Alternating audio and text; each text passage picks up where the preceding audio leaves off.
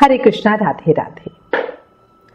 हर घर के आंगन में तुलसी, हर घर के आंगन में तुलसी, तुलसी बड़ी महान है। जिस घर में ये तुलसी रहती वो घर स्वर्ग समान है। कार्तिक के इस पावन महीने की हार्दिक शुभकामनाएं।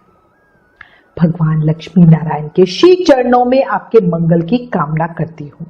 आपके जीवन में सुख, समृद्धि, ऐश्वर्य हो। कान्हा जी का हाथ सर पर हो, उनका प्रेम, भक्ति और आशीर्वाद सदा आप पर बना रहे, ये दिल से प्रार्थना करती हूँ। आज आपको कार्तिक के इस पावन महीने की नगर बसेरे की कहानी बताती हूँ। नगर बसेरा क्या होता है? नगर बसेरा होता है कार्तिक की प्रार्थना। जब भी कार्तिक महीने में हम सफर करते हैं तो हमें प्रार्थना करनी चाहिए, क्योंकि कार्तिक में घर का वासी बोला गया है, जिससे नगर बसेरा करने से हमारे सभी काम बनते चले जाते। अब कहानी शुरू करते हैं। किसी गांव में दो मित्र रहते थे। एक मित्र भाट था, दूसरा मित्र जाट था। दोनों में गहरी दोस्ती थी। एक बार जाट अपनी बहन के घर जाने को तैयार हुआ, जो दूसरे गांव में रहती थी। उसी गांव में भाट का ससुराल भी था, तो वो भी वहां जाने के लिए तैयार हो गया। दोनों साथ साथ चल पड़े। कुछ दूर जाने पर दोनों रास्ते में एक कुएं की मुंडेर के पास बैठ गए। जाट ने भाट से कहा, चल नगर बसेरा कर ले। इस पर भाट बोला कि तू ही नगर बसेरा कर, मुझे क्या जरूरत है, मैं तो अपने ससुराल जा रहा हूं, वहां तो मुझे पता ही है कि भाई मेरी खूब खातिरदारी होगी, मेरा ससुराल है, इसलिए तू ही कर ले नगर बसेरा, तुझे ज्यादा जरूरत है। अब जाट ने कहा, ठीक है भाई, मैं कर लेता हूं। जाट वहीं कुएं की मुंडेर के पास बैठ गया और पानी की घंटी और चावल का दाना हाथ में लेकर नगर बसेरा करने लगा। नगर बसेरा करने के साथ ही जाट कहने लगा, नगर बसेरा जो करे सोमल धोवे पाओ, ताता मांडा ताप सीस देगी मेरी माँ, माँ देगी माप सी देगी द्वारका का वास, मीठा मीठा ग्रास वृंदावन का वास, 5 कुल्ठी छठी रात मेरा जीवड़ो श्री कृष्ण के पास, डालू पानी हो जाएगी झट से निकल जाए मेरा जी। अब ये सब कहकर वो जाट बहन के पास चल पड़ा। जाट और भाट दोनों ही, जाट अपने बहन के घर पहुंचा, भाट अपने ससुराल पहुंचा। जाट की बहन ने भाई के आने पर उसकी खूब खातिरदारी की, घी बूरा के साथ भाई को जिमाया। दोनों ने बैठकर ढेर सारी बात की।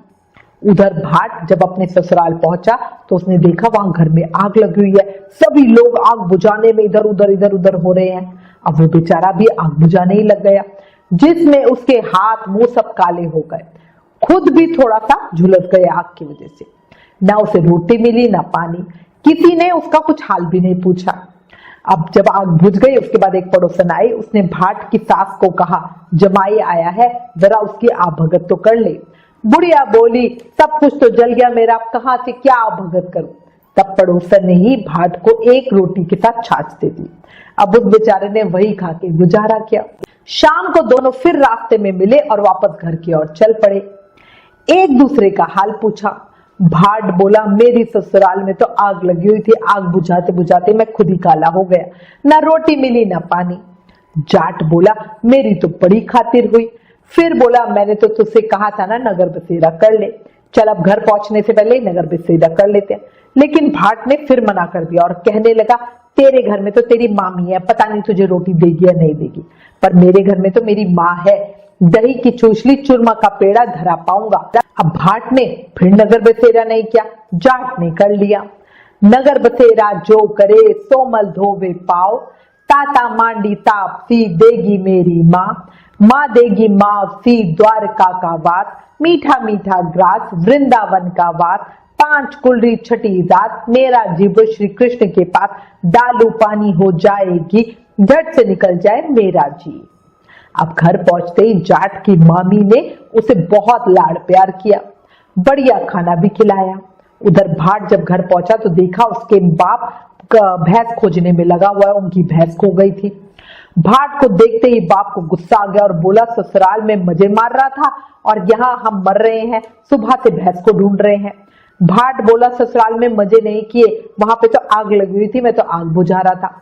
अब ये सुनकर तो उसके माँ बाप को और गुस्सा आ गया और बोला, ससुराल गया तो आग लगा दी, अब यहाँ आया तो भैंस खो गई।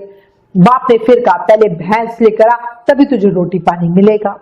अब बाकी का बच्चा सारा दिन भाट भैंस ढूंढता रहा, लेकिन उसे भैंस नहीं मिली। जाट और भाट की मुलाकात फिर से बाजार में हो गई। जाट ने भाट के हालचाल पूछे तो भाट बोला कि भाई मेरी तो आते ही भैंस खो गई, बस जब से आया हूं तब से भैंस ही ढूंढ रहा हूं, रोटियों का तो पूछ ही मत। जाट ने कहा, मैंने तो पहले ही कहा था कि नगर बसेरा कर ले। जाट की बात सुनकर भाट बोला, अगर तेरे नगर बसेरे में इतनी ताकत है तो चल अब कर लेते हैं। अब दोनों ने बैठ के नगर बसेरा किया। नगर बसेरा जो करे सो मल धोवे पाओ, ताता मांडी तापसी देगी मेरी माँ, माँ देगी मापसी देगी द्वारका का वास, मीठा मीठा ग्रास वृंदावन का वास, 5 कुल्ठी छठी रात मेरा जीवड़ो श्री कृष्ण के पास, दालू पानी हो जाएगी झट से निकल जाए मेरा जी। अब दोनों के नगर बसेरा करने के बाद जब भाट आगे बढ़ा तो उसकी खोई हुई भैंस मिल गई। उसको लेकर वो घर पहुंचा। घर पहुंचते ही माँ ने कहा, लड़के को आते ही घर से निकाल दिया और सारा दिन से भूखा प्यासा भटक रहा है। अब उसकी माँ ने उसे खूब खिलाया पिलाया। इस घटना के बाद सारे नगर में ढिंडोरा पिटवा दिया गया कि कार्तिक में सब कोई अपने पियर या सासरे आते जाते समय नगर बसेरा करे। जैसे जाट और भाट को नगर बसेरा करने का फल मिला, वैसे ही कहते सुनते हर किसी को इस नगर बसेरा करने का फल मिले, सबकी झोलियां भरी रहे। बोलो कार्तिक के ठाकुर की जय। अगर आपको ये कहानी पसंद आई तो प्लीज इस वीडियो को ज्यादा से ज्यादा शेयर करें। Please like share and subscribe. Thank you. Hare Krishna.